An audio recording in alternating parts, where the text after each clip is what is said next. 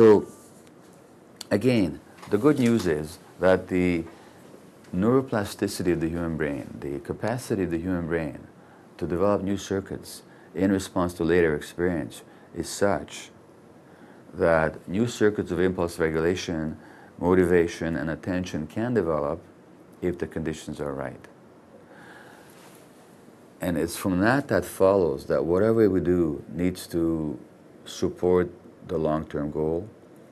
And the other reason punishments don't work is because when you punish the child, you're fundamentally undermining the relationship with you. But the relationship with you, whether you're the parent or the teacher, is the condition of development. Understanding relationship is infinitely more important than a search for any plan of action. Without understanding relationship, any plan of action will only breed conflict. So when we engage in punishments, in criticism, what we're actually doing is we're undermining the relationship, which undermines the only basis for their possible development. And that means when it comes to schoolwork, for example, I tell parents there are worse things than failing grade 9. If your child is not doing the homework, and if you can gently remind them and advise them, and they'll do it, that's fantastic. That also makes you a much more effective parent than I ever was.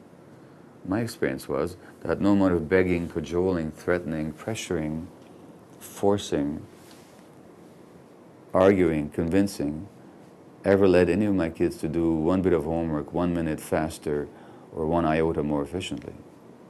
What I did do is create a lot of stress and tension in the family with my attempts to control their behavior. I'm talking about adolescence now. It would have been better if I had laid back, just stepped back, and allowed whatever natural consequence to arise from not doing homework, and trusted something in their development, not feel that I have to make them develop. Just provide the right conditions, nature will provide the necessary impetus for development. That might take a while, and that means that parents have to be very, very patient.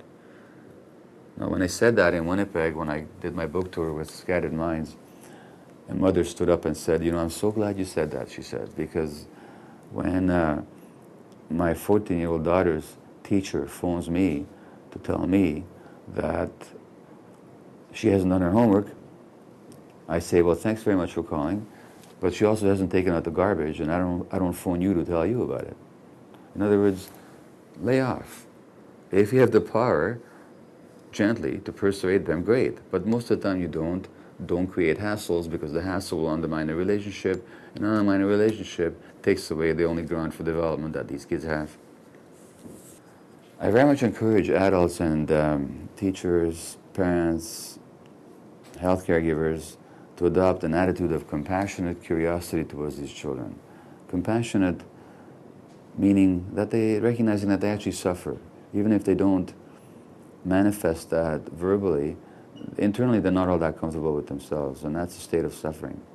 And curiosity means to admit that we don't know why they do what they do.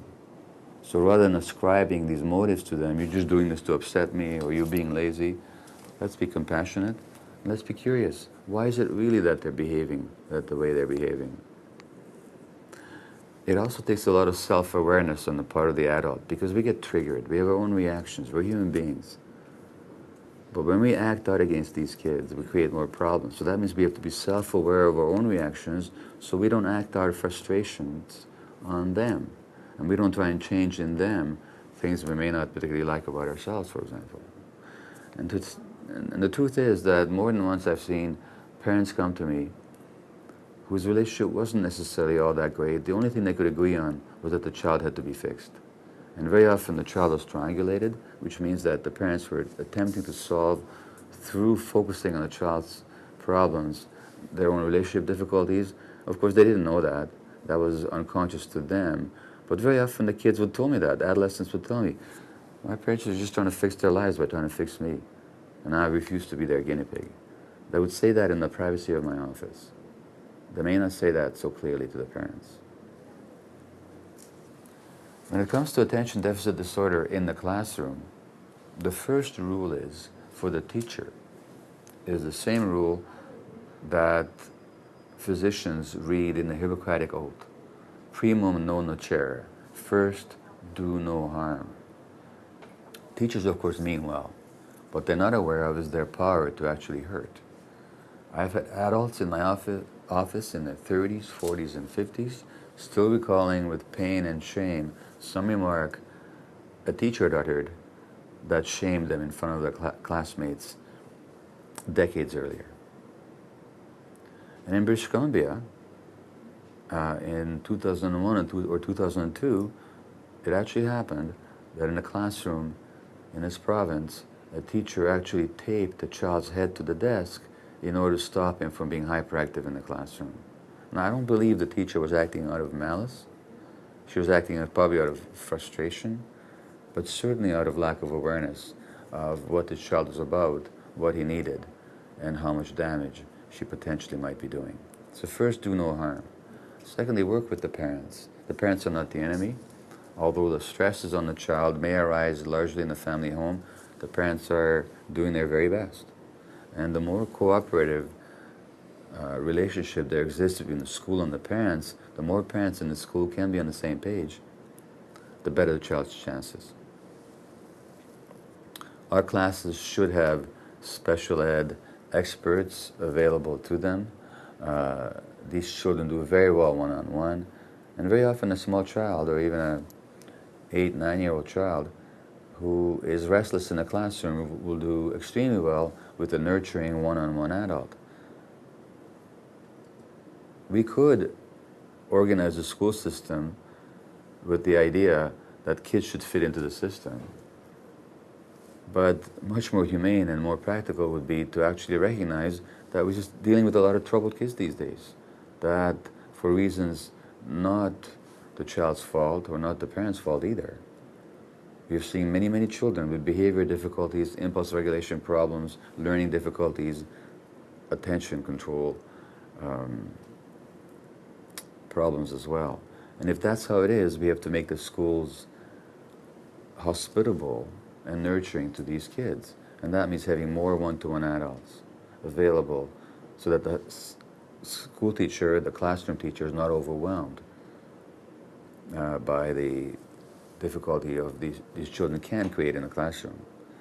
But in every interaction with the child, we need to keep attachment needs in the foreground, that is to say the emotional connection, rather than the immediate goal of behavior regulation. These children have to have lots of time for play and for creative expression. They tend to be exuberant. They tend to be very creative because they're so sensitive. They tend to be good artists. They tend to be interested in music and theater particularly, in play, in imaginative play. Schools should facilitate that to a much larger degree than we do. And we'll see results in terms of academic production if we facilitate the child's creative expression more consciously and more extensively. Examination and homework assignments need to be tailored to the individual child. There's no reason to assume that every child can do the same work at the same age, at the same time, especially not these children. And so latitude has to be created for that. I will make a couple of short points yet. One is that a lot of children these days have difficulty paying attention, not because they have attention deficit disorder, but because they're not paying attention to the adults. They're paying attention instead to the peers. So what seems important to adults and what adults want to convey to them and teach them is not their particular priority. That has to do with the phenomenon of children becoming increasingly peer-connected, peer-attached, and in the phrase of Gordon Neufeld, peer-oriented. And so these children should not be diagnosed with attention deficit disorder. They're not paying attention, but it's not because they have any kind of disorder. They're not paying attention because they're too connected to their peer group. And then the solution again is not behavior regulation, but recreating or re-cementing the relationship with nurturing adults. And that's the subject of the book I co-wrote with Gordon based on his work called Hold On to Your Kids. I'll say something about medications. Can they work? Well, the answer is yes, they can. I've taken them myself. I don't take them anymore, but they've helped me.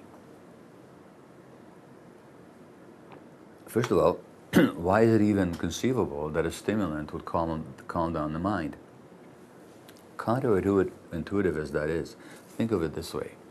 Imagine a busy street corner with traffic in 4 directions, 3 lanes in every direction, with no stop sign, no traffic light, and the drivers lacking the capacity to regulate themselves. In other words, they will not on their own stop. They don't know how to self-administer a courtesy corner. What is regulating traffic and making sure that flow happens the way it needs to is a traffic island in the middle of the intersection, on which on his chair sits a traffic policeman. The job of the policeman is not to make things move. It's to make things stop. So the job of the policeman is inhibition. He puts out his arms and traffic will be inhibited from going in this direction so it can flow in this direction. Alternately then, he'll stop and inhibit traffic in this direction, let it flow in this direction, and so on. Now imagine for a moment that he's sleepy, tired, and sitting in the hot sun in the middle of the traffic island on his chair, he goes to sleep. Now what would happen on a street corner? Immediate chaos, a lot of motion, a lot of commotion, I should say, without any motion. People would bump into each other, they would scream, they would be upset, nobody would get anywhere. In order to restore order on that street corner, what would we have to do? We'd have to wake up the policeman. And how would we do that? We'd give him a stimulant. We'd give him caffeine, we'd give him nicotine, we'd give him dexedrine or Ritalin. Now he could wake up and do his job of inhibition again. Consider that unregulated traffic corner is the ADD brain with the inhibition function basically asleep. You wake that up with the stimulant.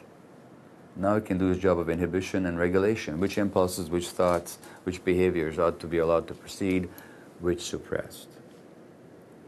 Interestingly enough, if you over-medicate these kids with ADD, if you give them too much Ritalin, what happens is they become like zombies. Now you've overstimulated the inhibition, now they slow way down, the light goes from their eyes, and they no longer create a problem in the classroom, but really they're not functioning and they're not enjoying themselves at all. So what are the principles of pharmacology when it comes to kids?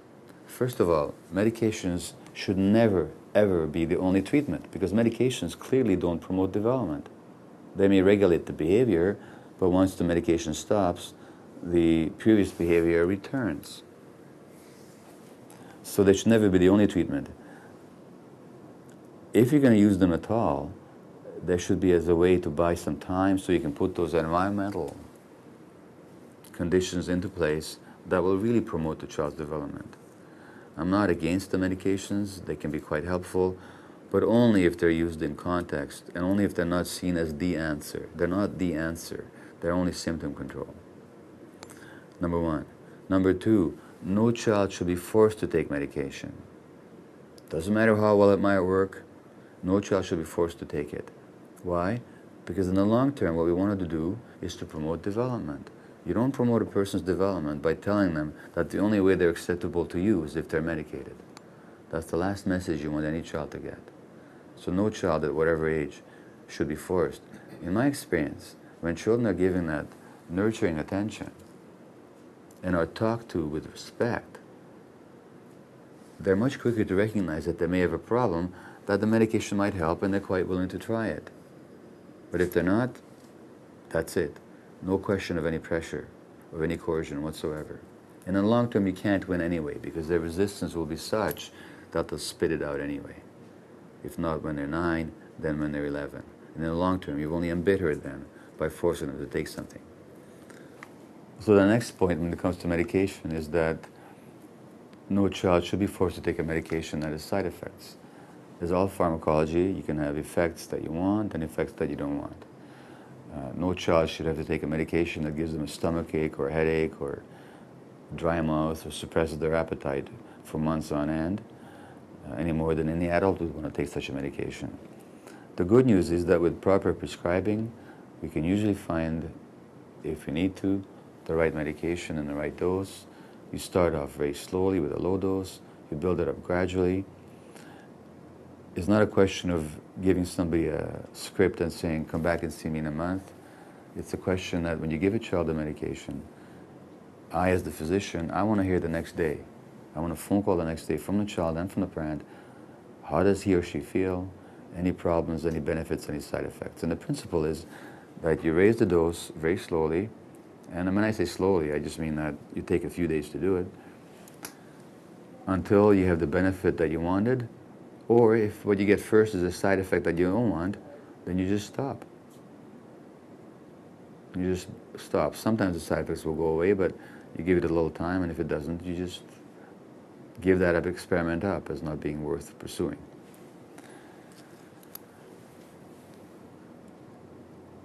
The real issue is, again, that we stand in danger of seeing a child dramatically improve in his behavior and attention skills an hour after they take the medication. There's this adolescent I quote in the book, a 15 or 16-year-old girl who said, I took Ritalin, and an hour later I went to my mother and I said, I feel like listening to a boring science teacher. And she really got that. She got focus and motivation all of a sudden. But we mustn't mistake that for having altered anything. So that what we're looking for again is long-term development, and for that we need not medications, or not primarily medications, but the right conditions that only conscious, nurturing, and well-informed adults, including teachers, health caregivers, and parents, can provide.